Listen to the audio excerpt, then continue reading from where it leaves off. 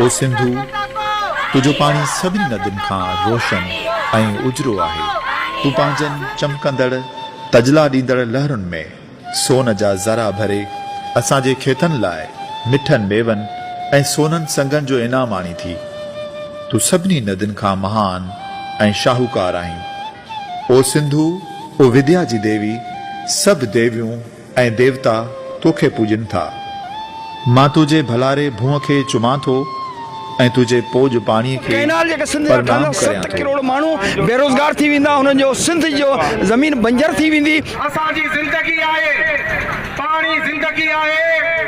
उन पाणी ते पंजाब जे हुकुमरान न रुॻो अॼु पर ॾेढ सदी खां वठी असांजे पाणी ते धारा आया आहिनि। अगर चोलिस्तान में हल चलाएंगे तो पानी कहाँ से लाएंगे? पंजाब से पानी लेकर पंजाब को देने में पंजाब में लड़ाई हो जाएगी। ये जेका ड्रामेबाज़ी इन्होंने शुरू कई आहे त जेको आहे सो सिंध जो पानी न खणंदासीं, पंजाब पानी ॾींदो था ऐं सिंध खे पंहिंजो पानी पूरो मिले थो। 1992 वारे मुआदे तहत अॼु ताईं कॾहिं बि सिंध खे पंहिंजे हिसे जो पूरो पानी न मिलियो आहे। त जेके 6 नवां केनाल ढाड़ियल केनाल कढण जी साज़िश कई पई वञे सिंध हुकूमत ऐं वफ़ाक़ जी गठजोड़ सां, असीं उन्हनि खे मुकमल तौर ते रद्द कयूं था। तव्हां तारीख़ में सुबुह जो यज़ीद जे नाले सां न सुञाता वञो। यज़ीद उहा ई आहे जे इमामनि खे हिकिड़े प्यास मां कढियो, हिकिड़े उञ मां पास करायो।